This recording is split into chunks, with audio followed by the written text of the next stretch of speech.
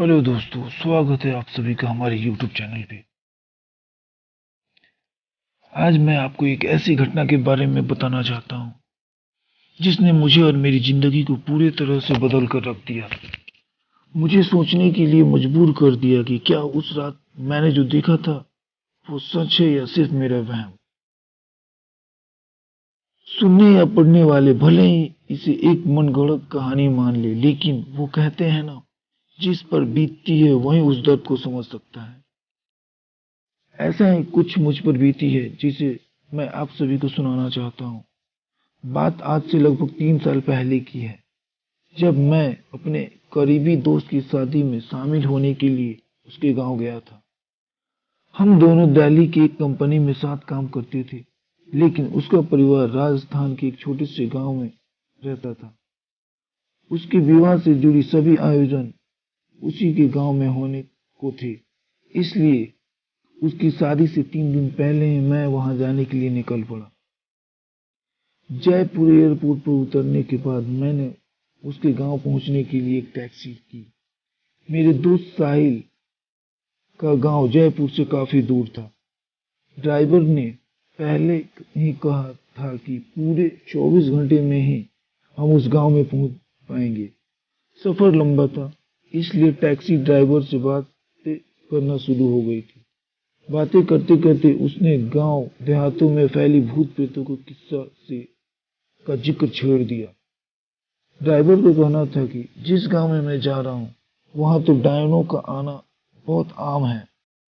उसने मुझे एक नहीं न जाने कितने ही किस्से सुना दिया, उस गांव और डायन से जुड़े हुए।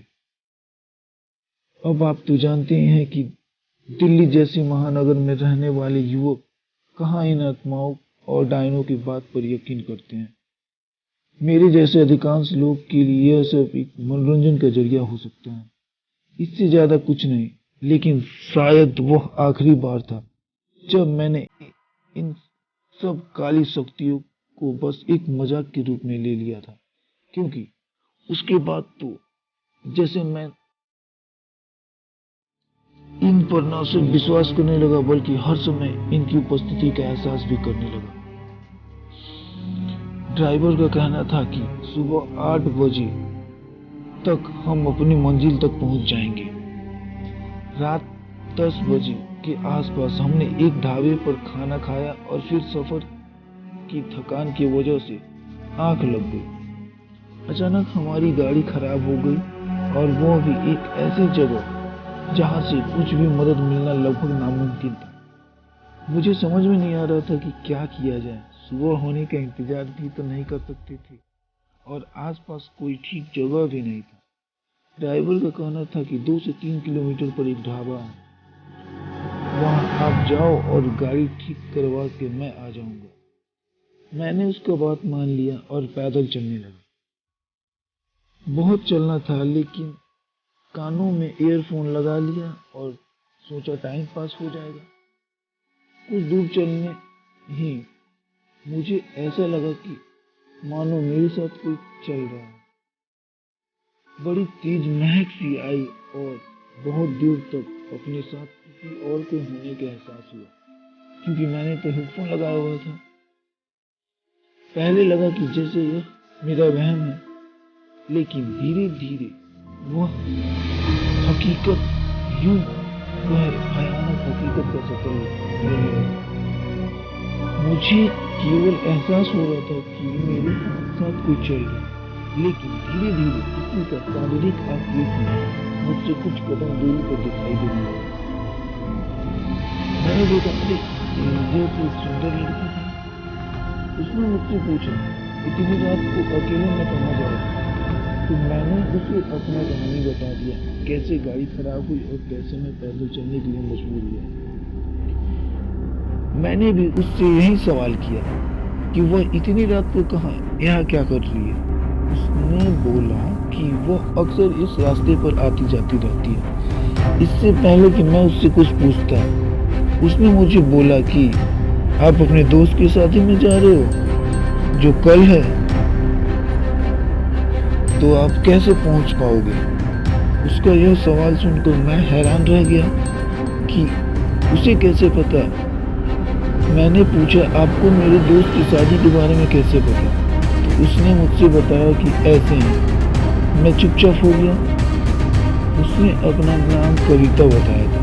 फिर वह कोई अजीब सा गाना गुनगुनाने लगा और मैं चुपचाप उसके साथ चलता रहा। आगे बढ़ा तो सामने एक और घना पेड़ दिखाई दिया। मैंने उसकी तस्वीर निकालने के लिए कैमरा निकाला और तस्वीर लेने लगा। तो उस लड़की ने मुझसे ऐसा न करने को बोला। मैंने पूछा क्यों? तो उसने बोला, रात के समय तस्वीर नहीं उतारते। मैंने अपना कैमरा अंदर रख लिया। तभी मेरी नज़र पेड़ से दूर खड़ी 3 औरतों पर गई। तीनों औरतें धीरे धीरे मेरे पास आ रही थी। जैसे जैसे वो पास आती गई, उनका चेहरा अजीब सा डरावना सा दिखने लगा।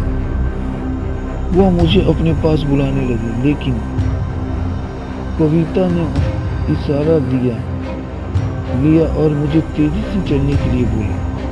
मैं चलने लगा। मैं चलते चलते दौड़ने लगा। थोड़ी दूर आते ही वो औरतें गायब हो गई। मैंने पीछे मुड़ के देखा, वो औरतें कहीं दिखाई नहीं थी। और मैंने कविता से पूछा कि वो कौन थी। उसने बताया कि वो इस गांव में पिछले कई सालों से घूम रही है। गांव के लोग उन्हें बुरी आत्मा कहते हैं। उससे बचाने के लिए मैं ही आपके साथ आई हूँ। मैंने पूछा, तुम कैसे बचा सकती हो? उसने फिर कोई जवाब नहीं दिया। हम बहुत दूर निकल आए थे। कविता ने कहा कि ढाबा आने वाला है और रास्ते भी सुरक्षित हैं। अब मुझे चलना चाहिए। मैंने पूछा, तुम कहाँ आगे तक नहीं जाओगी? उसने कहा, मेरी मंजिल यही है। जाते जाते उसने बस एक बात बोली, हर आत्मा बुरी नहीं होती साहब। उसकी बात का मतलब समझते मुझे देर नहीं लगी और मैं समझ गया कि वह भली आत्मा थी जो बुरी शक्तियों से बचाने के लिए मेरे साथ आई थी। Thanks for watching. Please channel को लाइक एंड सब्सक्राइब करें। हेलो दोस्तों, स्वागत है आप सभी का हमारे यूट्यूब चैनल पे।